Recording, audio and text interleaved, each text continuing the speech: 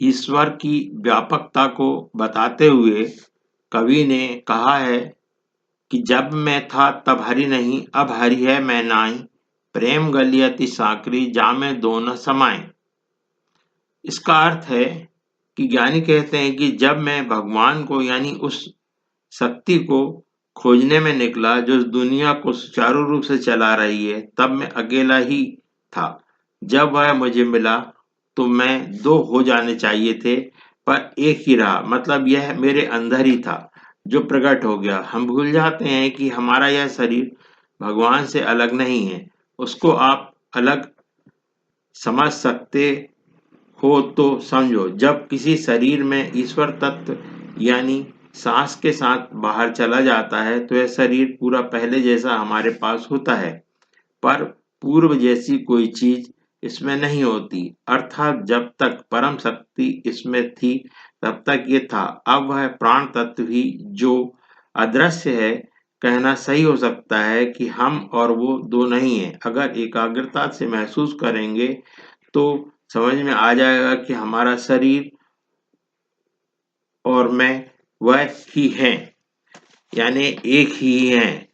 यहाँ पर लोगों को भ्रांतियां हैं कि भगवान कोई अलग है। भगवान कोई अलग नहीं है। इन कवि के इस दोहे से यह बहुत ही साफ हो जाता है कि भगवान को पाना जितना मुश्किल है उतना आसान भी है।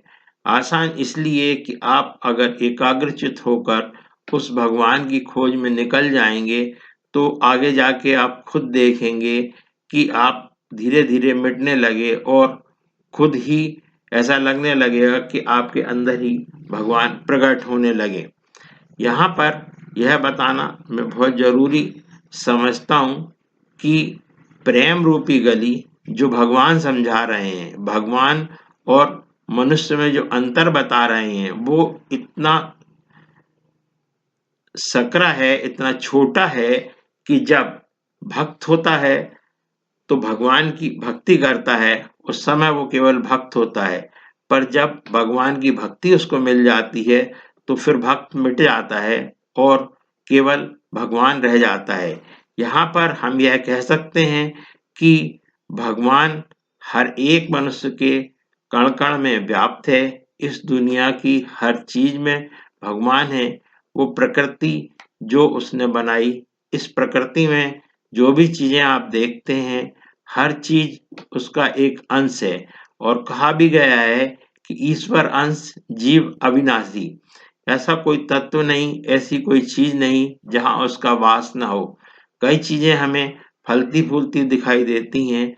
एक बीज जब हम बोते हैं तो उसमें इतना बड़ा वृक्ष छुपा हुआ है जो बाहर निकल के जब हम उसको देखते हैं तो हमको यकीन करना मुश्किल हो जाता है कि ये इतना बड़ा वृक्ष एक छोटे से बीज के अंदर कैसे हो सकता है, पर है। और आप इसको देखते हैं।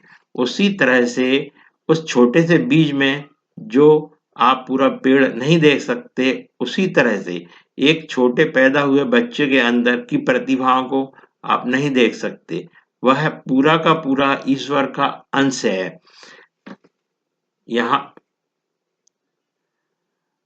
कई ग्रंथों में भी कहा गया है, कई साधु संतों ने भी कहा है, समझाया है। इस चीज को समझने की जरूरत है।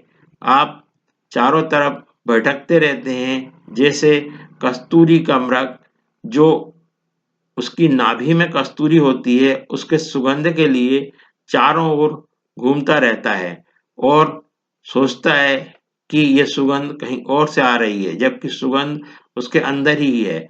इसी तरह से जैसे फूल में खुशबू छुपी हुई है, जल में शीतलता छुपी हुई है, और अन्य उदाहरण हम ले सकते हैं। उसी तरह से मनुष्य के अंदर भी भगवान तत्व, ईश्वर तत्व एक शक्ति के रूप में विराजमान है। आप उसको महसूस करेंगे तो आपको पता चलेगा कि आप और वो इस दुनिया को बनाने वाला ईश्वर कोई अलग अलग दो चीजें नहीं है, बल्कि एक ही है।